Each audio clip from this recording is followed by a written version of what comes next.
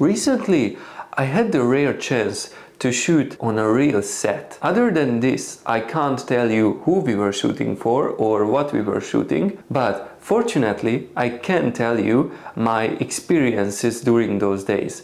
Those 7 things that I learned working on set. I was working with my camera rig on set, and I was also using another camera also rigged up. When I needed to change something, I actually needed some Allen keys or some other tools, but unfortunately I didn't have those on me. While there are some tools attached to usually the camera rigs in some parts like side handles, I didn't have many tools with me. The camera operator who I was working with, she had an amazing tool she lended me for the duration of the shoot, and then after the shoot I also got my own tool. This is the Gorilla Grip Allen key set. As you can see, it has all different size Allen keys. An American product called the Gorilla Grip, and I got this guy from the local hardware store, Bunnings. You have like everything by the touch of your hand, and it's small, compact, and you don't need to carry all those Allen keys separate with you, only this one. So it's $20, highly recommended getting one of these. Using a tripod is super beneficial. I usually 90% of the time when I film these videos, for example, these talking heads, I shoot on tripods. But in this series set, we were actually asked to shoot handheld, and the camera operator I was working with, she asked me if I have a monopod. And while I have a monopod, one leg from the tripod, so I can take it apart, it's not really functional, it's for photography. That's not the best monopod for shooting videos. She actually lended me a monopod by the duration of this series that we were shooting. I can tell you enough how this monopod is so crucial, so life-changing, because if she didn't have that monopod, I would have had to film everything handheld, holding the camera like this the whole day, because we were shooting long hours. I actually just had to attach the camera on the monopod, and I was holding with one hand the monopod, the other hand the camera, and I just had to hold the setup like this. The monopod also had like a tilt and rotating head, so I could change my shot, the composition quickly, or readjust if I needed to. So that monopod was absolutely life-changing. It's really good to have a monopod with a good head, like a video head. Having a reflector dish, something like this. It's not too big, so not very functional. You can still use it, but there are much bigger sizes than that. But the point is having one of these, because on these sets when we were filming, the camera operators had some of these reflector dishes, much bigger than this, probably an 80 centimeter or something. I was asked many times to carry this around, the reflector dish, and hold it and, you know, reflect the light to the talent. And that was like a super big round reflector dish, and it was really useful. And these guys, not mine, but these guys usually have like 5 sides. I think it's a black side, a golden side, a silver side, a white side, and one that's actually lets some light through, and you can make the light very soft with it, like a diffusion side. They have so much versatility. It's almost like having another light source. So if you don't have any reflector dish yet, highly recommended to get one. They are such an amazing tools. What type of media you have to shoot? So Sony cameras can shoot, for example, the A7 IV can shoot XAVC-S and XAVC-SI, and I think XAVC-HS. That's not important for us right now. So S and SI, what's the difference? The S is like a very compressed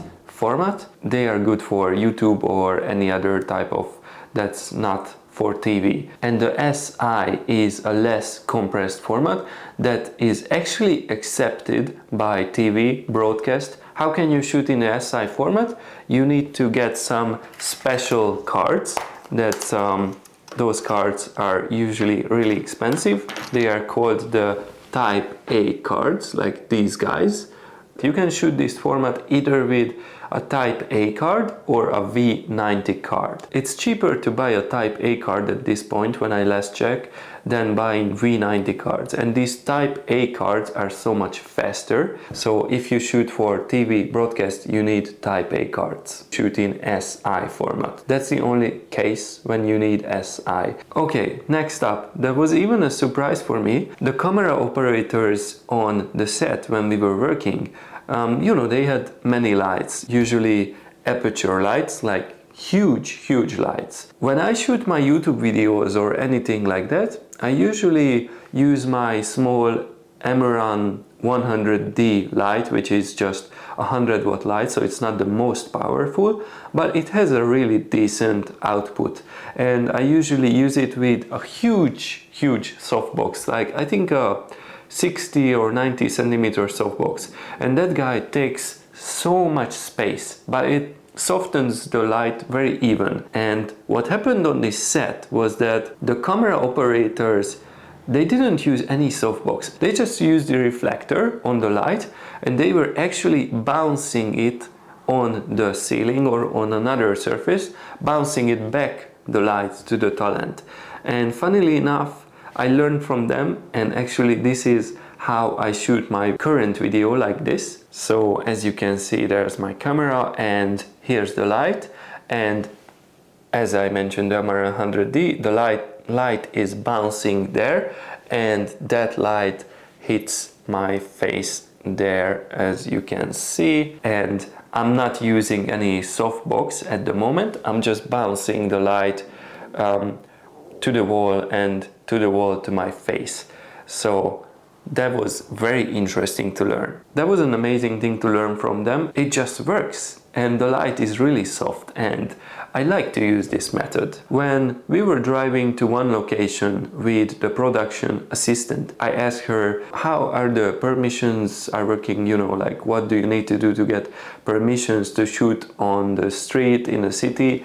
And she actually told me that if they haven't got any permissions from the government to shoot at that time at that location, they couldn't have produced this series to the channel that ordered the series, because without permission it's not gonna air the footage, because the permissions are not sorted. I was actually shooting 2 episodes for this series, and on the first episode that I did, I was a second camera.